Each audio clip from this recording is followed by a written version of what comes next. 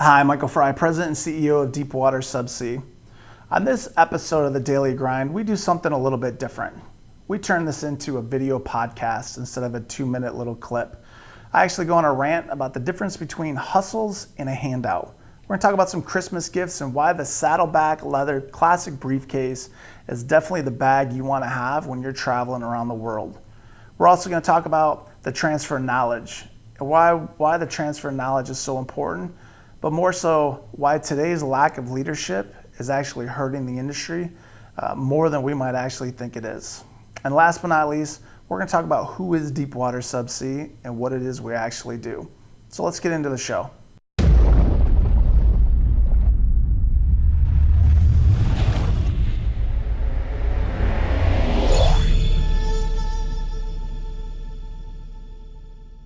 So it's December 22nd, 3 days left before Christmas. For those of you who have not purchased gifts yet, I want to give you something to check out, especially if you're a traveler and really like to make the investment into kind of finer, high quality things. For me, I've recently picked up a Saddleback leather classic briefcase. This thing is amazing, tons of space. You can go on YouTube and find all kinds of reviews on them.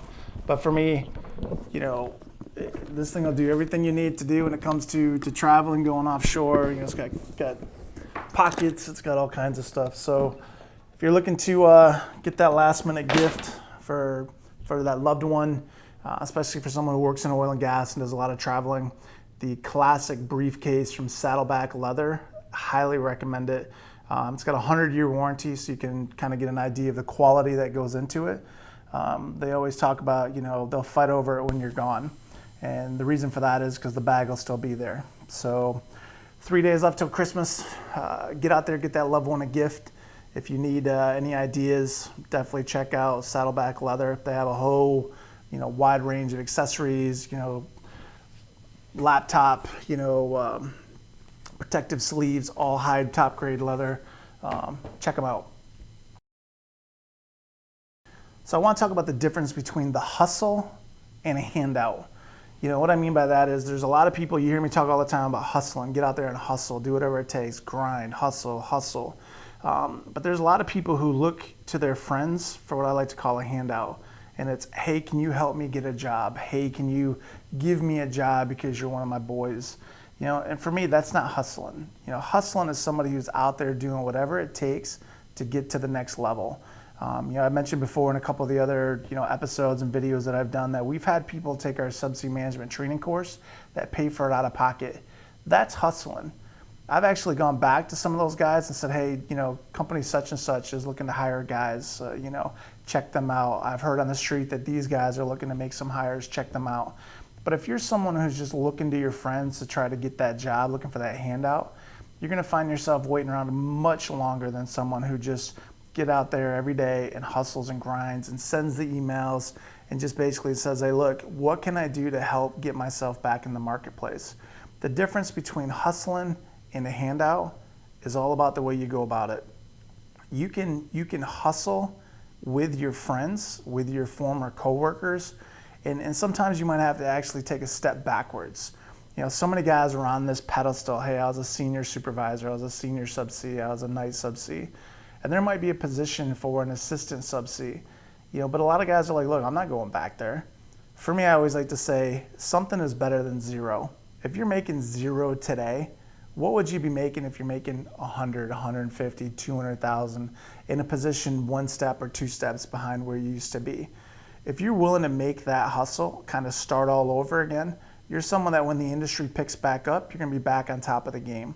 Unfortunately, this is the biggest downturn that my oil and gas generation's ever seen. And what I think is interesting is I hear the stories from what I'll call the old timers, how, back in the 70s, back in the 80s, I was an OIM and I went back to roustabout, or I went back to roughnecking, or I went back to being a driller. And back then I was like, damn, you went from senior management back down to being, kind of general labor. But guess what? These guys are back to senior managers again. They're back to the top of the game. Now, some of them have, again, had to take a step back to a tool pusher or a driller, but they continue the hustle and they stay out there and they do whatever it takes to put food on the table. So for me, the difference between hustling and a handout Handout guys are the ones that are sitting at home saying, hey, look, Mike, come on, bro, hook me up. It's like, dude, what are you doing to better yourself, to get back in the game? Now, don't get me wrong. If you got quality and you got skills and you got talent, it might be one phone call and I go, oh, I didn't know that you were in the market. Yeah, oh yeah, come on, join the team. But if you're just someone that's just sitting around kind of dialing for dollars, like I used to say when I was on recruiting duty, you're going to be one that's sitting around for a long time looking for a job. So get out there, hustle, get that CV done, take a look at your profiles and all your social medias. Because again, I shot the video on marketing yourself and what your profile looked like. And then I got people coming to my LinkedIn page with selfie images where they're in a bathroom mirror and, lean back doing one of these and, what's up? Guys, look, that's not going to help you in today's market. First impressions are everything. When I click on your name and I see, someone that looks like they're out humping the Chick-fil-A cow, I don't want you on my team. I don't want you anywhere remotely close to the logo that I have a lot of pride and I work hard to protect. So something to think about. So I want to talk briefly a moment about the lack of leadership in today's workplace. If you're someone that's been following Deepwater Subsea, you hear me talk all the time about the 30-20-10 principle. If you spend 30 minutes a day over a 20-day hitch or 20 days of your hitch, that's 10 hours of customized training that you're going to get with your guys who work for you. The thing that frustrates me the most is we go out and we do assessments and we do operational support for a lot of different drilling contractors. And when I go out to the field and start talking to the junior guys, what I hear is, oh, my senior supervisor doesn't spend any time with me, or my night guy doesn't spend any time with me. And then when I go talk to the senior supervisors, it's, such and such ain't worth a shit. And it's like, well, hold on a second. He's on your team. Yeah, but I don't have any time for him. He's not going to make it. He's not going to, be someone that I want to have around. So I'm not going to make the investment into him to even, waste my time. For me, that lack of leadership and that lack of ownership in your department is something that runs rampant today in the oil and gas industry. When I was in the military, a big thing that used to be on our submarines, and it's even across any branch, Army, Navy, Air Force, Marines, the stronger your team is below you, the stronger you are as a supervisor. If I'm a senior work center supervisor on a submarine, I want my entire staff to be as strong as I am. I want to teach them everything I know about the equipment we work on. The reason for that is very simple. When that moment in time comes where I need them and I need to rely on them for their knowledge, I know that they have the same amount of knowledge that I have. Now, they might not be qualified to the level that I am, but their general knowledge is where I needed to be to help support the department. Unfortunately, too many guys today want to be, if I can suppress everybody below me, then in a downturn, I'm the one that wins because I'm the one that's left over. I have a ship that I have some friends on who, the only two guys that are left is a senior subsea and an assistant subsea. Other senior subsea's gone, night subseas are gone, they got all the crew gone because they're stacking the rig. Two guys left, one senior, one assistant. Guys, it doesn't matter what position you're in. It's all about the perception, the value that you give back to your company. If you're a team player, if you're someone that develops your people, if you're someone who goes above and beyond kind of what I call the call of duty each and every hitch, you're someone that's probably going to be, I don't want to use the term protected, but you're going to be around a lot longer than someone who's basically just kind of, mind the term, but shitting all over the crews all the time. Oh, such and such isn't worth anything, always bitching and complaining, my crew sucks. It's funny when I go talk to the junior guys, your crews are saying the same thing about you. And think about that for a moment. If I show up every hitch and my guys have nothing but bad things to say about me, what does that do to the unit as a whole? So for me, the lack of leadership in today's oil and gas is something that's it can be fixed, but it can be fixed by taking a look in the mirror first and saying, you know what, I want to be a part of this team, and I want my team to be, a part of a much bigger whole, which is helping to support the company. You have to stop looking at it as a job and start looking at it as a career, especially in this downturn where a lot of guys are losing their careers and losing their jobs. I know a lot of guys who are just like, look, I'm done with the industry. I'm going to go find something else to do because the politics and just the day-to-day grind is getting to be too much. So something to think about. If you're in a work center supervisor and you're someone that leads a department, you need to focus on building the team below you. And the better you can do that, the stronger your team will be, obviously.